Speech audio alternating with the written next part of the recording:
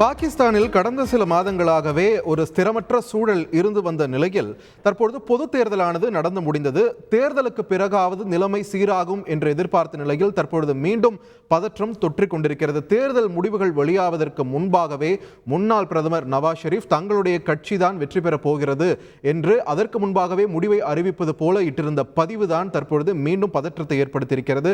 இந்நிலையில் பாகிஸ்தானின் வடமேற்கு பகுதியில் உள்ள ஷங்கலா என்ற பகுதியில் இந்த தேர்தல் காலத்தில் இருக்கக்கூடிய வன்முறையால் அங்கு இருக்கக்கூடிய மக்கள் பாதிக்கப்பட்டிருக்கின்றனர். வாகனங்களுக்கு தீ வைப்பு, கல்வீச்சு உள்ளிட்ட சம்பவங்கள் அங்கு அரங்கேறி வந்த நிலையில் கலவரக்காரர்கள் மீது கண்ணீர் புகைகுண்டுகளை வீசியும் துப்பாக்கிச் சூடு நடத்தியும் பாதுகாப்பு படையினர் விரட்டி அடித்திருக்கின்றனர். இது தொடர்பான காட்சிகளை நாம் பார்த்து வருகிறோம்.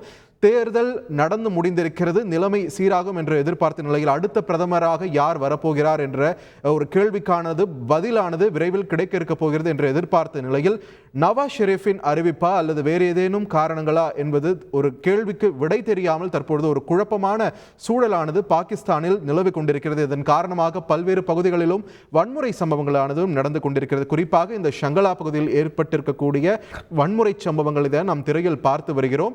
கண்ணீர் புகைகுண்டுகளையும் துப்பாக்கிச்சூடு நடத்தியும் போராட்டக்காரர்களை விரட்டி வருகிறார்கள் போலீசார். அங்கு இருக்கக்கூடிய பாதுகாப்பு படையினர். மீண்டும் ஒரு ஸ்திரமற்ற ஒரு அமைதியற்ற சூழல் பாகிஸ்தானில் ஏற்பட்டிருக்கிறது. இது தொடர்பான முக்கிய செய்தியை நாம் பார்த்து வருகிறோம்.